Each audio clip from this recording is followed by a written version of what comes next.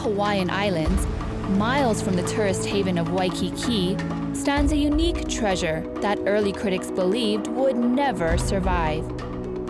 When it opened in 1963 in the small town of Laie, one Hawaiian newspaper called it simply a flop. If you were to do an analysis of where you would build a major tourist attraction, that probably would be the last place you'd build it. People in Honolulu, they call us crazy because they thought nobody will come here. To travel an hour over a windy road to see a school put on a pageant, and the name of the school is Church College of Hawaii. You know, it didn't have all the bells and whistles that traditional entertainment would have.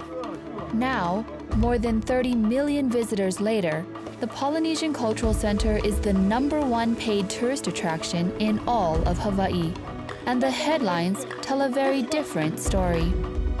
That same newspaper that indicated that this would be a flop reversed and said, well, the flop that flipped, and now concede that the Polynesian Cultural Center has become the most successful entity representing all of Hawaii.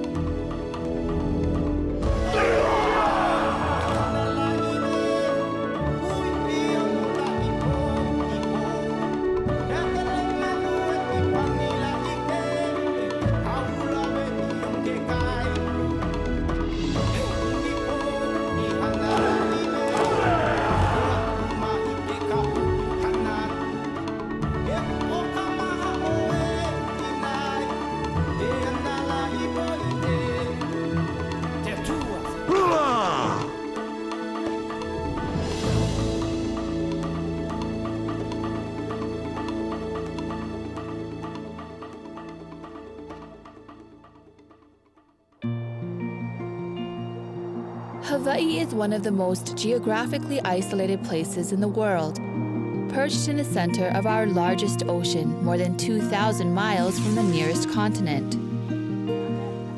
It is also one of the most culturally diverse places, with immigrants representing so many different countries that no single ethnic group claims a majority of the population.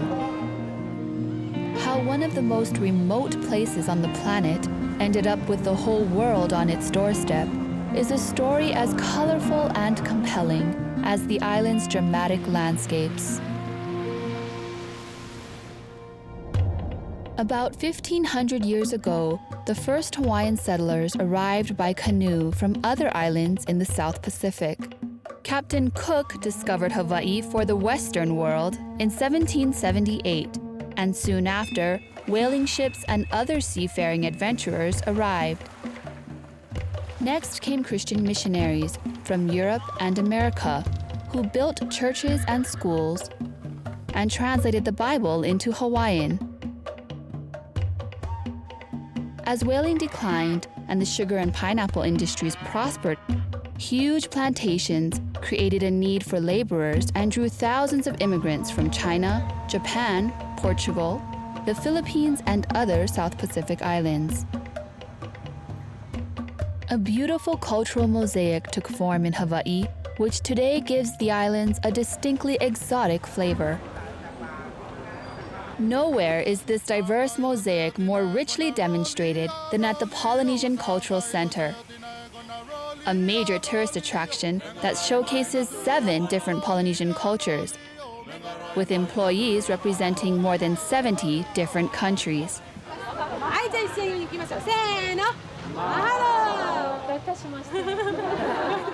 The Polynesian Cultural Center is located on the island of Oahu, which has been called the gathering place. Oahu is indeed a gathering place, with more than 70% of Hawaii's population centered in or near Honolulu. The Polynesian Cultural Center sits on the opposite side of the island, along Oahu's famous North Shore, in the small town of Laie, which is also a gathering place. Laie is called the gathering place. And the reason it's called that is missionaries of our church have used that designation since 1865 when we moved here. For the Church of Jesus Christ of Latter-day Saints, Laie, Hawaii has been a spiritual gathering place, an educational gathering place, and a cultural gathering place for more than a century. The church built not only the Polynesian Cultural Center, but also the temple and the university that preceded it.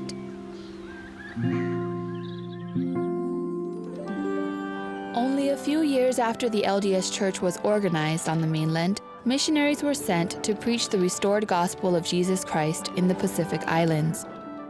On December 12, 1850, 10 LDS missionaries arrived in Honolulu, and the following morning hiked to an area above the city that is now called Pacific Heights. There they prayed, sang hymns, and dedicated the islands for the preaching of the gospel. One of the missionaries, Elder George Q. Cannon, was fortunate to meet an important and influential man, a Hawaiian judge named Jonatana H. Napela, who joined the church and helped Elder Cannon translate the Book of Mormon into Hawaiian. Brother Napela became a great church leader in Hawaii and established the first language training school for LDS missionaries in the Pacific. A statue in Laie honors Brother Napela and Elder Cannon.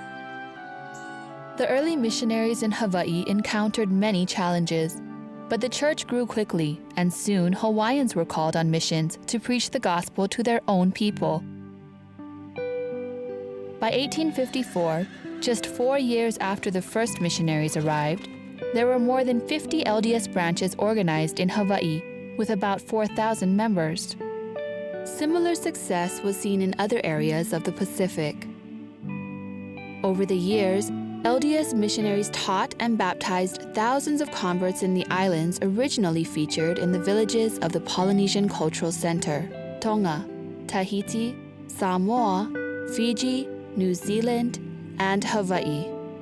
The message of the restored gospel of Jesus Christ resonated with the Polynesian people, who found it in harmony with many of their traditional beliefs.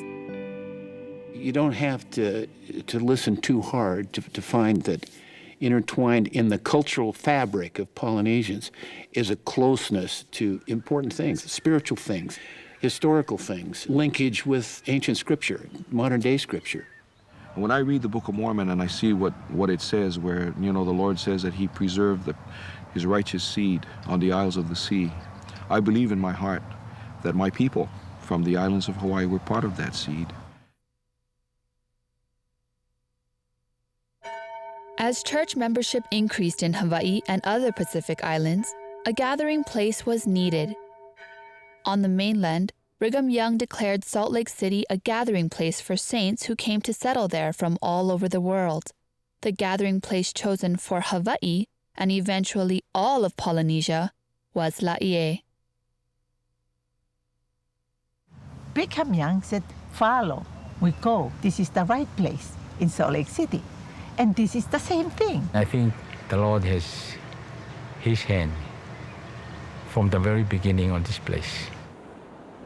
In 1865, the LDS Church purchased a 6,000-acre plantation on the north shore of Oahu, where church members could gather to live, work, and worship together. As the years passed, both the plantation and the community grew. But it wasn't until the LDS Church built a temple there that saints from all over Polynesia traveled to Laie in large numbers, some for temporary visits to the temple, and others to settle there permanently. The Laie Hawaii Temple, completed in 1919, was the first LDS temple built outside of the continental United States. Just 2 years after the temple was dedicated, Elder David O. McKay, an apostle who later became president of the church, visited Laie during a worldwide tour of church missions and schools. While in Laie, he witnessed a flag-raising ceremony at the local elementary school. What touched President McKay in that flag-raising ceremony back in 1921 when he visited Laie was all these young children of many different ethnic backgrounds coming together and saluting the flag. But it wasn't the patriotic nature of their salute that touched him, but the fact that this was a church school and the gospel of Jesus Christ would unite the races of the world. That experience inspired Elder McKay to envision an international college in Laie, which would provide a gathering place for higher education in the Pacific. He visited Hawaii several times during the next few decades, and each time spoke of the international college he hoped to one day see established there. In 1951, David O. McKay was sustained as president of the Church of Jesus Christ of Latter-day Saints, and immediately set about implementing a plan for the college in Laie. It was decided that a portion of the church's land near the temple would be dedicated for the new college. At the groundbreaking ceremony, President McKay spoke of his vision, not just for the new college, but for all of Laie, when he boldly proclaimed that not thousands, not tens of thousands, but millions of people would come to Laie seeking to know its significance. The idea that millions of people would be drawn to such an unassuming little town was difficult to comprehend.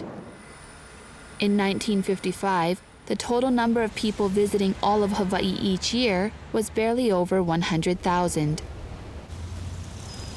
I was here then. There was nothing here. There was a little store. There were no buses.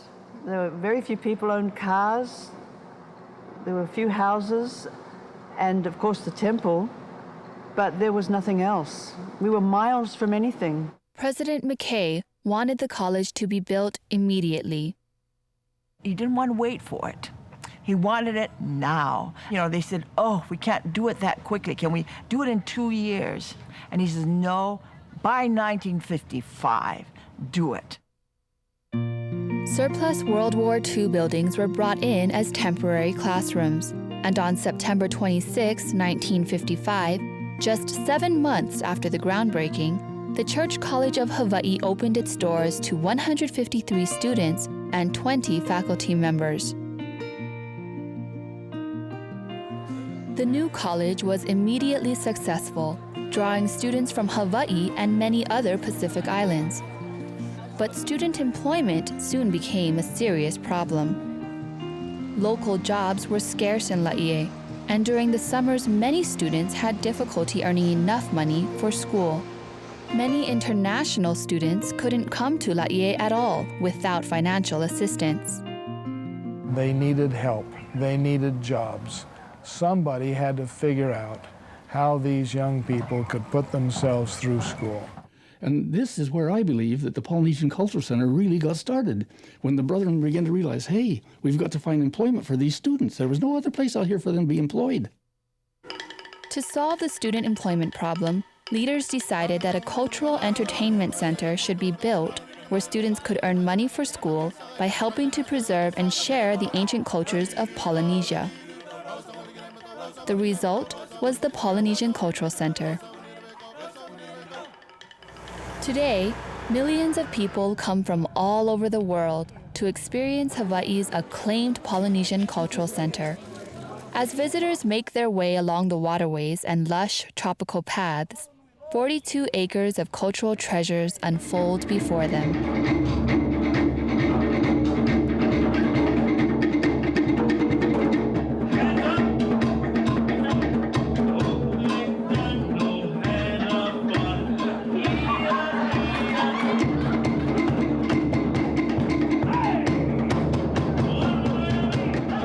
Considering the Polynesian Cultural Center's phenomenal success, it is difficult to imagine a time when the center existed only as a dream in the minds and hearts of those who built it. Among the hundreds of people who helped plan and build the center, 3 early leaders emerged who shaped nearly every facet of its development: Matthew Cowley, Von Clissold, and Wendell Mendenhall. Matthew Cowley was a church apostle who was the first to propose the concept of building a Polynesian village in Laie.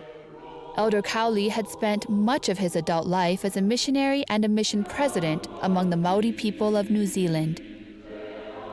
He had a great love for the Polynesian people and they loved and respected him in return. The Maoris called him Tumuwaki, meaning great leader or big chief. In 1951, speaking at a church conference in Honolulu, Elder Cowley said, I hope to see the day when my Maori people down there in New Zealand will have a little village at Laie with a beautiful carved house. The Tongans will have a village there, and also the Tahitians, all of these islanders of the sea.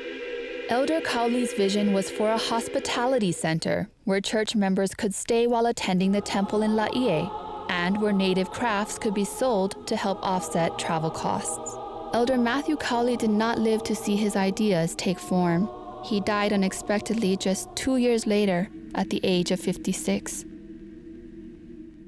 Edward Levon Clissold was a prominent church and civic leader who managed the church's land holdings in Laie.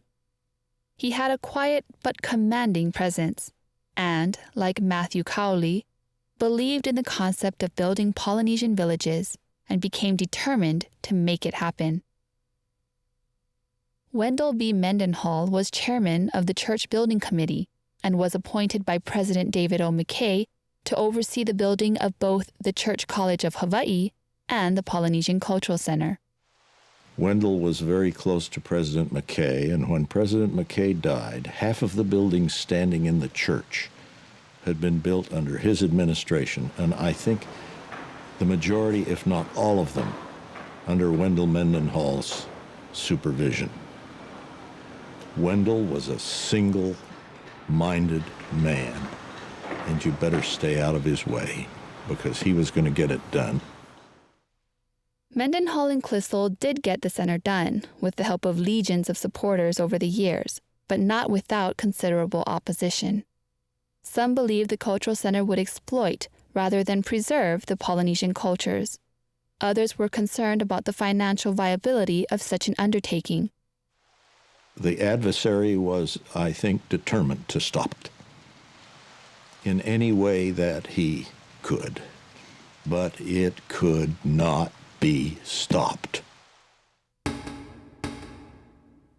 Construction on the center began in 1962, but was delayed when concerns were raised about the location, a 15-acre site between the college and the temple.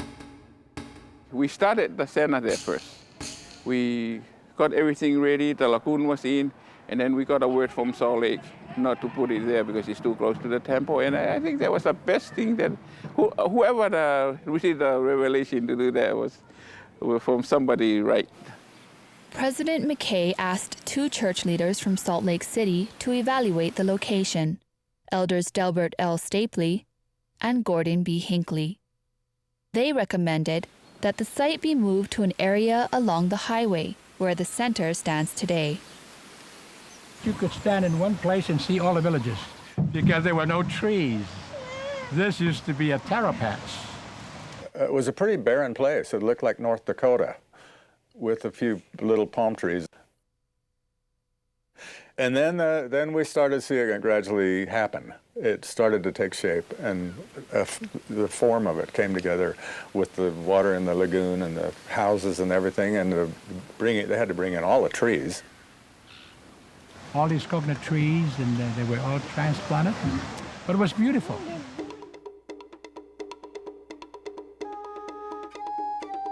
One of the most unique aspects of the center's construction was its workforce.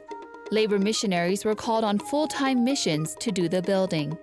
Many had come to Laie to build the church college and stayed on to build the cultural center as well.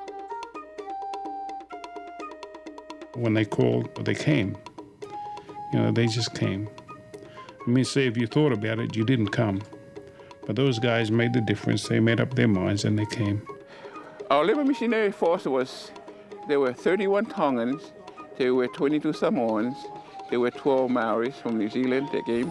They all came to Tafuna to board the plane to come to Hawaii. And that started the dream for me. Brother Feng and Brother Mohitau and Tuiono and all those guys, we all came together here. When we heard that labor missionaries came, we came to visit them. And we were so excited to see people from Samoa and Tonga and New Zealand. We learned practically everything from the building, from the ground up. Wendell B. Mendenhall said of the labor missionary program, "There has been nothing in the history of the church that has built the kingdom of God more rapidly than this program." You know, when you have a brother and a sister, that's pretty close in the family, no? Well, that's how it's been with these guys. That we feel that, that we fulfill what we came here to do. And if there's another project later on, we're ready to go again.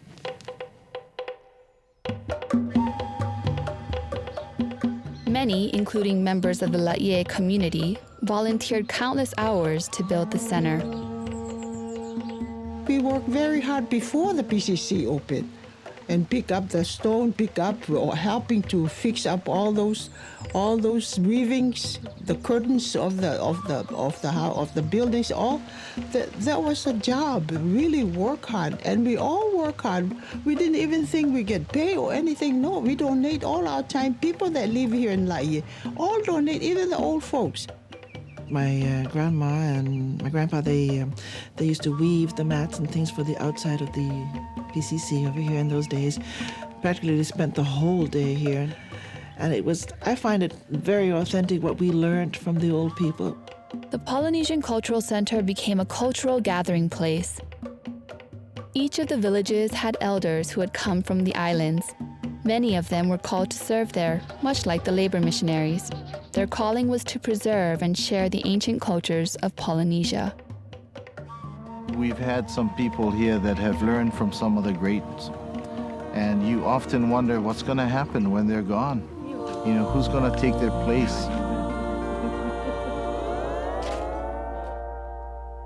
Building the Polynesian villages was only part of the plan for the cultural center. Another important part was the entertainment. Early leaders decided to combine the Polynesian village idea with performances and a luau.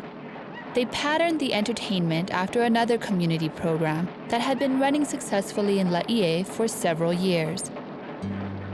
The Hukilau. The Hukilau idea was sparked by a community disaster. Workers using a blowtorch to strip paint from the historic Hemolele Chapel accidentally burned down the building. Members decided to stage a Hukilau to raise funds for a new chapel. A Hukilau is a fishing celebration. Ropes with coconut leaves attached are cast into the water and pulled in by the whole village. The movement of the leaves draws the fish into nets waiting near the shore. In Hawaiian, huki means to pull, and lau means leaves. The tourists come in and they pull those ropes with the leaves attached to them. And so they're hooking the lau. The Hukilau experience included a luau, traditional entertainment, and native crafts. Tourists were charmed by the authenticity. And we have to cook the food, make the kalua pig and all that for them to eat. And we work very hard too. That's all we have, the only people in Laie. We didn't have any extra people from here or there. So we all do the things, the same thing, cook the food, jump over here, jump to get ready to dance. After I finished dancing in my group, I came and helped the ladies to make leis and to make hats and bowls out of the coconut leaf. There was always the aloha spirit for everyone. They all worked together. A lot of tourists came, and it was very successful. One of the Hawaiian songwriters wrote a Hukilau song.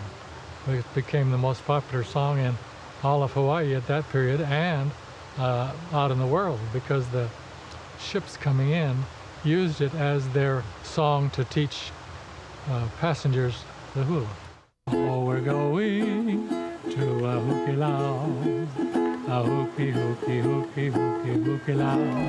Everybody loves a Hukilau, where the laulau is the kauko at the big luau. We throw our nets out and all the amma come swimming to me. Oh, we're going to a Hukilau. A hooky, hooky, hooky, hooky, hooky, hooky, hooky, hooky, hooky, Hukilau.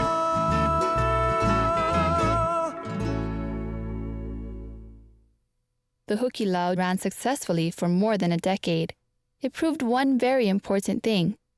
There was something in Laie that tourists were willing to come all the way from Honolulu to experience. Many who directed and performed in the Hukilau went on to play an important role in developing the cultural center's entertainment.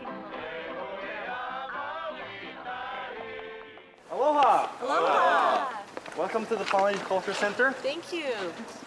Often visitors say there is a special spirit at the Polynesian Cultural Center that is difficult to describe, but impossible to ignore. They don't know always how to describe the feelings, but they're warm and they're wonderful. They say that they wish that they could find some way to package them up or put them in a bottle or something and bring them home with them. But we're like the number 1 or 2 word-of-mouth experience on the island. In other words, when people go to the cultural center, they tell all their friends to go. Well, it's actually her second time here, my first time. This is my second part. I told him this is great, and I'm glad they still keep the spirit there. Everybody that comes through that gate, I think they can feel our spirit because we love and appreciate people. Aloha. The people who work here are trying to develop the kind of relationship in an instant with a guest that could be coming here from anywhere in the world. And what they want to do is to share enough about who they are and about what their culture is that is so unique and so special that they create a bond with that person. And they do it literally in an instant. All right, how many of you are ready to do some hula? We're going to do some hula lessons right around. The Polynesian Cultural Center is staffed primarily by university students who come from all over the world to attend the nearby college, which in 1974 changed its name to Brigham Young University, Hawaii. The students are trained and mentored by seasoned professionals. We make them understand, first and foremost, who they are, who they represent. You may be one student in the Tongan village, but to all of these people that come from all over the world, you represent that entire culture, that entire nation. That is how important you are. Māoris have a term called a tūranga waiwai, a place of standing. You have to know where you stand, where you come from, in order to stand strong. More than 14,000 students have worked, danced, demonstrated, and served their way through school by working at the Polynesian Cultural Center. For many, a university education would have been impossible without that help.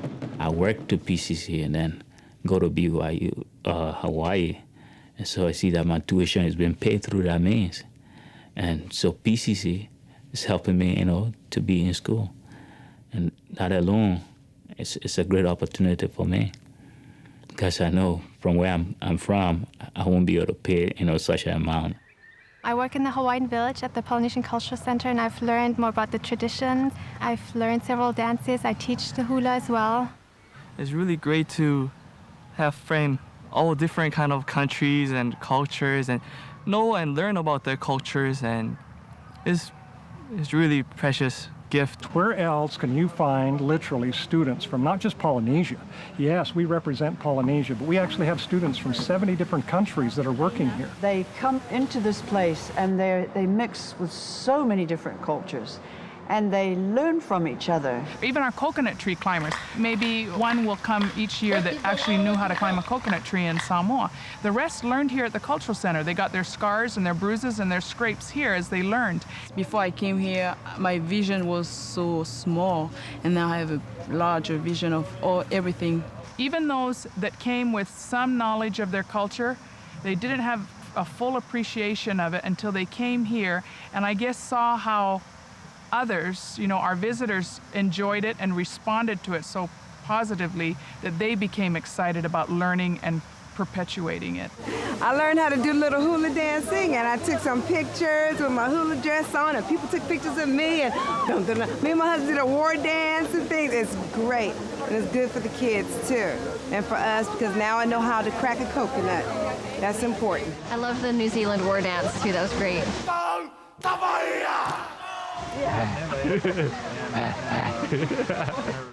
There are scholars out there that criticize PCC because it's part of a tourist culture. And that's true, it is. But it is more than that. The tourists who come in, you know, for just a day's visit have a wonderful time with the outward display of the cultures, the performances and so on.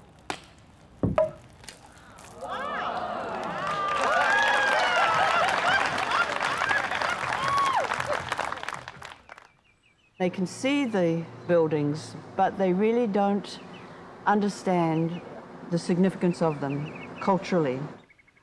To take a look at some of these huts, you just think of what it took to tie those thatchings to the roof. And every one of them, originally we used the Senate. What's hold up all those things? Not the nail, it's the Senate rope. Senate rope that holds up everything in that building. All of the Senate that was used in all of those was woven right here on the grounds. We had some of the elders sitting on the side, taking the fibers from the coconut husk and just braiding them together, inch by inch, braiding them. And you look next to them, they had these big, huge rolls, miles and miles and miles of Senate. I often wonder, how many miles of Senate does it take to lash one of these huts? You know, all these plants that you see here, they're not planted here just for decorations. They have purposes. That's where the mats are made from, skirts, and the covering of our floor. I remember when we'd go out and cut all of these long poles of hau, the wild hibiscus, and they'd be soaking in the lagoon. When you pull them out of the water, that fragrance just fills the air, and everybody's wondering, what in the world is that? Well, we needed those to make our skirts. They made top cloth from raising the mulberry trees, soaking the bark, pounding it in the village, taking the breadfruit bud, manufacturing the dyes, and drawing. The whole process was done right here. Some of the greatest artisans were right here on our property. This place was built by the hands and sweat of people.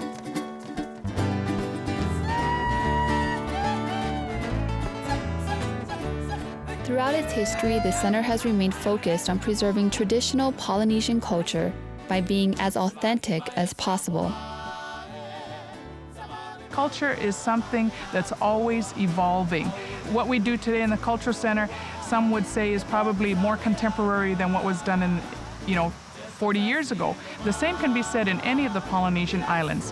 When I went back to Samoa last year and saw the cultural festival which they had, not one single group used stringed instruments to play with. Everything was an electronic keyboard.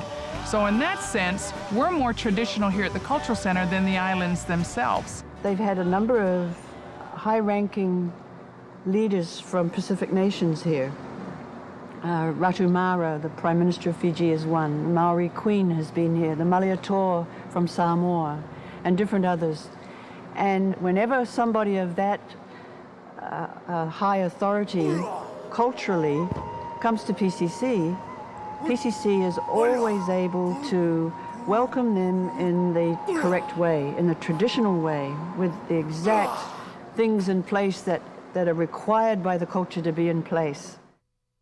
One of the most popular cultural experiences at the Polynesian Cultural Center is the night show. Let's have a big round of applause for our dancers from the Kingdom of Tonga, fabulous New Zealand, exotic Tahiti, exciting Samoa, beautiful Fiji,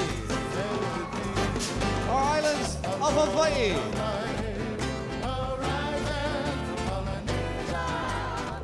Song and dance is in the Polynesian people. You can't take that away from them.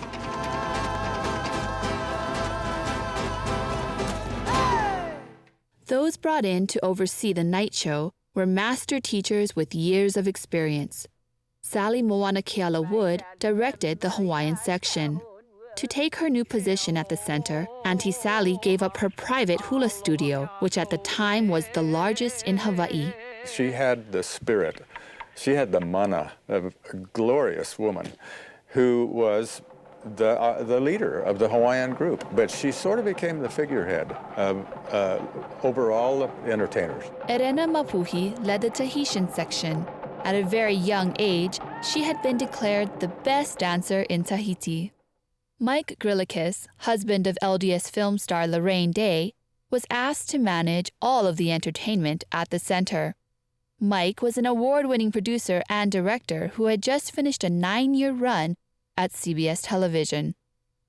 Mike brought in Jack Regis, a professional dancer and choreographer who had worked with such legendary stars as Judy Garland, Jack Benny, and Andy Williams. I came over here only to give it a format, the show a format, and maybe lighting and entrances and exits. I never wanted to change the culture whatsoever. All I was doing was saying, maybe instead of staying in a block the whole time, if we could just move around and do maybe this and maybe do a little of that, and instead of just running on and off the stage, maybe if we could dance on and have the next group dancing on behind them, whatever. It was just doing a format for the show, of which it has stayed to this day. And there was some criticism. Well, you ought to be more professional. You ought to have professional entertainers. You ought to have a Waikiki type show. That would be the death knell of the center if that were to happen. They would lose the very purpose of the center. In New Zealand, a group calling themselves Te Aroha Nui Māori, which means the great love of the Māori people, was so determined to perform at the center's grand opening that they pledged to pay all of their own expenses to be there. There was a glorious quality to this group, and they struggled, a lot of those people, to come here. They had a hard time financing it, but it was a miraculous thing all by itself. The Te Aroha Nui Māori Company made it to Hawaii and also staged a successful mainland tour. They played to sell-out crowds at the Hollywood Bowl and appeared on The Ed Sullivan Show.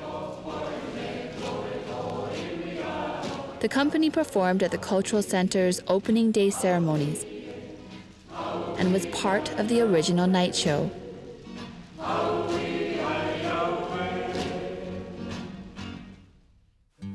Every 10 years, a reunion is held in Laie to remember and celebrate the dream that became the Polynesian Cultural Center. Brings a lot of memories, how we work hard for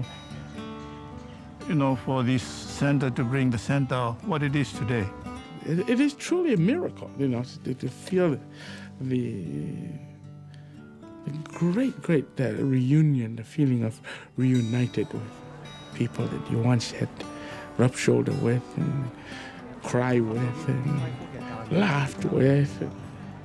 I don't know of any other company. I don't know if Sears or Ace Hardware has a reunion and people come from all over the world because they worked at Ace Hardware but they do here.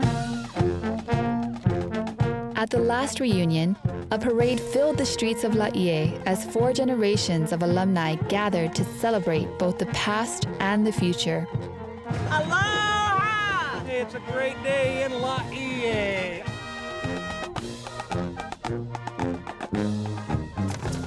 The alumni show was a highlight of the reunion. Alumni joined the current night show cast for a dazzling display of song and dance. Preparing for the alumni performance was challenging.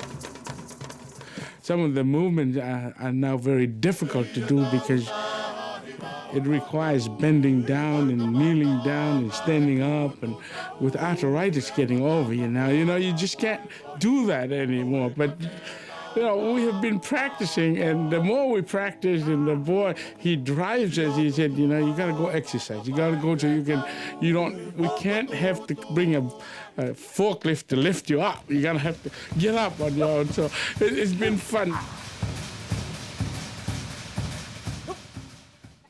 One of the most popular numbers performed that night was a traditional favorite that has been performed at the center since its opening in 1963, the Joseph Smith Laka Laka. Written and choreographed in Tonga by Tevita Muli Kinikini, the Joseph Smith Laka Laka tells an important part of LDS church history through song and dance. The Laka Laka tells the story of a young man named Joseph Smith, who founded the Church of Jesus Christ of Latter-day Saints. Joseph was confused by the religious teachings of his time and sought heavenly guidance to find out which church he should join.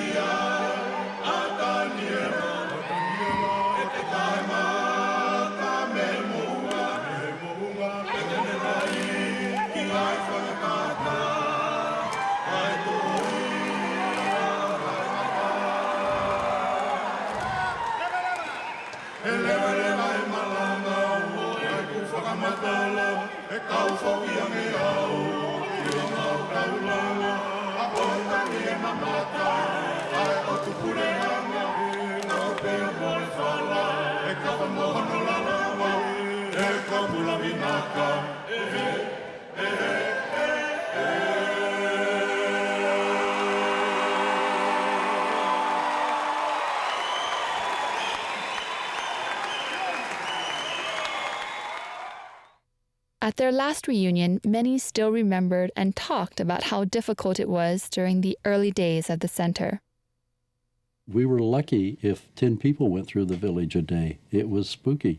There were many times that when we did the show at night, we'd have 150 people on stage and we'd have 25 in the audience. Our sales and marketing was basically our people. We used to run to the front and wave, "Hello, hello, we are here, please come. They keep going. We had to learn about the tour and travel business and how it operated. We were being squeezed by the tour operators, and they came in initially asking for enormously high commissions. And it wasn't a good idea for the tourist industry at that time for people to leave Waikiki, because when they go, they take their pocketbooks with them. We were struggling and learning things that had never been done before. Nobody had ever done a cultural center before. Just 1 year after opening, it looked like the center would have to be closed due to financial difficulties. They called us to come into a meeting, and we came into the meeting, and they told us the whole story about the closing of the Polynesian Cultural Center's gate. I remember that very well, the people that were there. Maunga Tapusof represented the Samoan village. Joseph Changayo of the Maori village of New Zealand. Isareli Rakuli from Fiji. Jubilee Logan, Hawaiian village. Tahina Tapu of the Tahitian village. And Emeline Unga of the Tongan village. We all knew the Polynesian Cultural Center was built for a purpose, for the benefit of our children from the South Pacific that cannot afford to go through school. We had a word of prayer, and then Les Hawthorne informed them that we have some bad news. We're not going to meet the next payroll. And the first one to stand up was Jubilee Logan. He said, if we cannot meet the next payroll, or the next payroll, or the next payroll, we'll be here. The Lord built this place,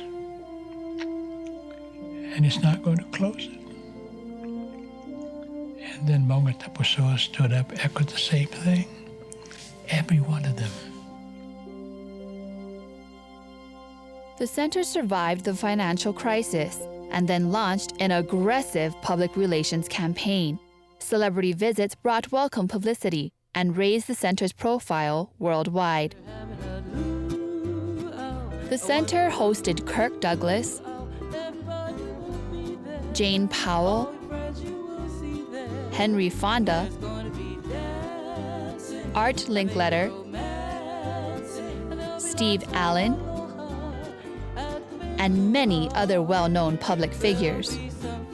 One celebrity stayed for a while, Elvis Presley. He came to film the movie Paradise Hawaiian Style. Mike Grillikis negotiated the center's contract with Paramount, and the center's theme song, Bula La'ie, became a point of serious discussion. I got a call from Hal Wallace, who was the head of Paramount. So I went in and negotiated with him, and I said there are going to be certain conditions, and he said, like such as, and I said, like such as, that anybody depicted on the film as being associated with the center has to be dressed and act according to our standards. We got that down, and then they said, oh, you know that song, Bula La'ia? Elvis would like to use that. I said, well, fine, we can put that in the contract.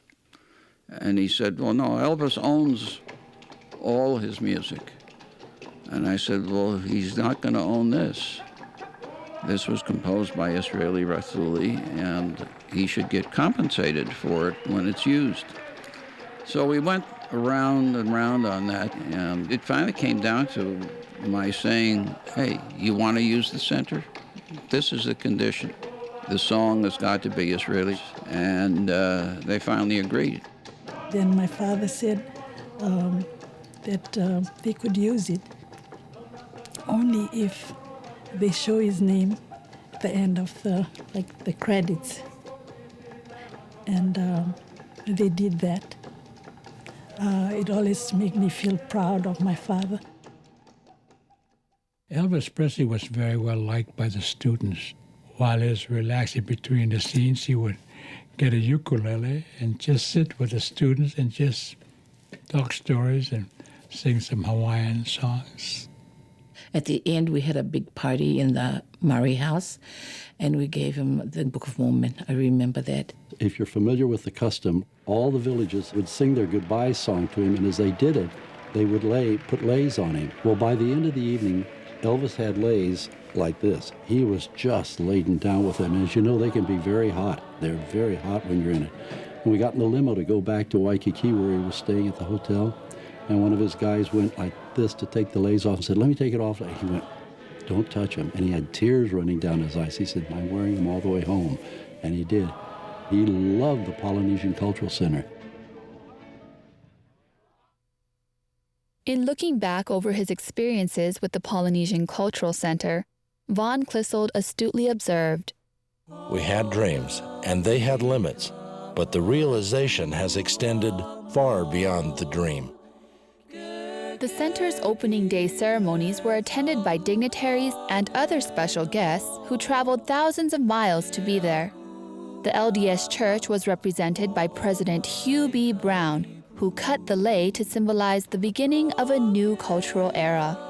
In his dedicatory speech, he offered a glimpse of the important role the Polynesian Cultural Center would play in bringing peace to a troubled world. We're living in a time when what is happening here today and what will happen here in months to come could very well be incorporated into the international relationships that are presently so troublesome, so fraught with peril, so uncertain. If the people of all nations would come to feel what these groups feel now and have felt through the years, that is a feeling of love and brotherhood, I'm sure we would have world peace. What we're trying to do is to build upon that spirit, the foundation of those who have gone before, so that we can be an example to the entire world of what's really possible. And I realize now, looking back, that you can't change what the Lord wants done here. You just can't do it. You can make it look good. You can make it look better. You can show that you're convinced that it's right.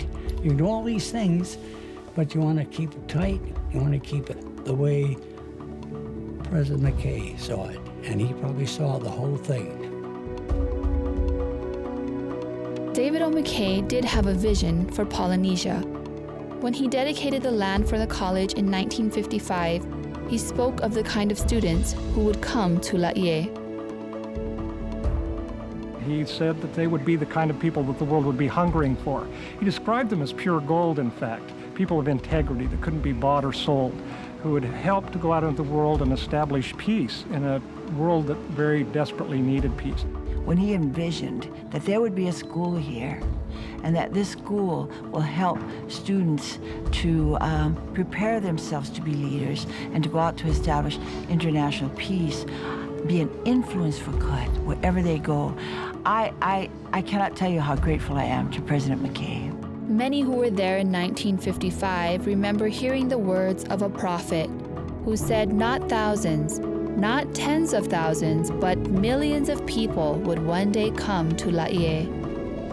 I was one of those primary children lined up in front, and I remember standing in line holding those leis while the president passed through. I can recall, when he said that this place was going to be a gathering place. I just can't believe how true the church is, and the revelation from the prophet. I mean, I read about all the other revelations, but I didn't see it. But this I saw. I heard it when I was a child, and now I'm older. I see everything fall in place. This tiny town, this tiny island in the middle of the sea, but millions come, and millions are touched by those who go out from here.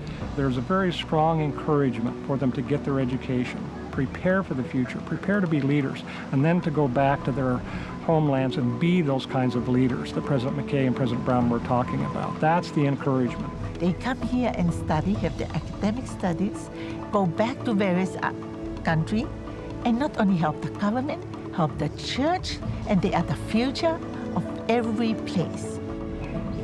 I would say that this is like a training ground where young men and young women like me comes to be trained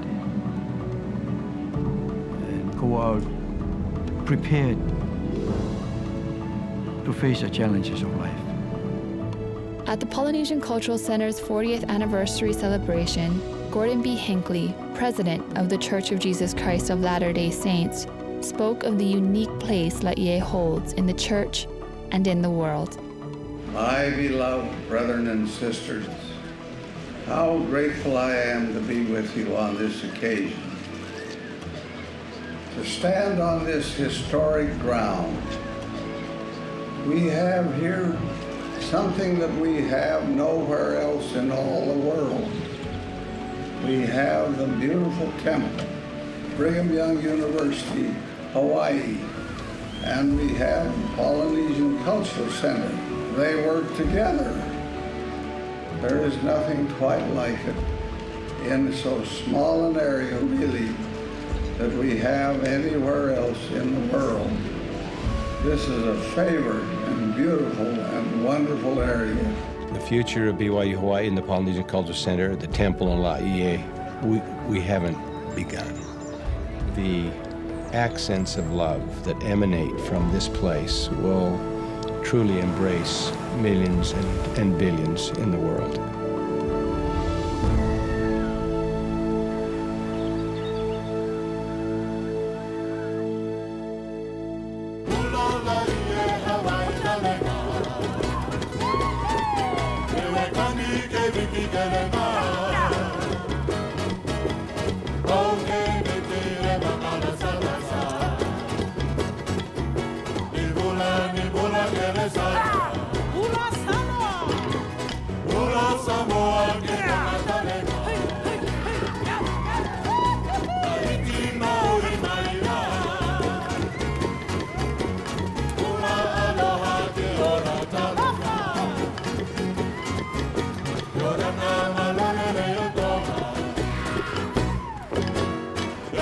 Sama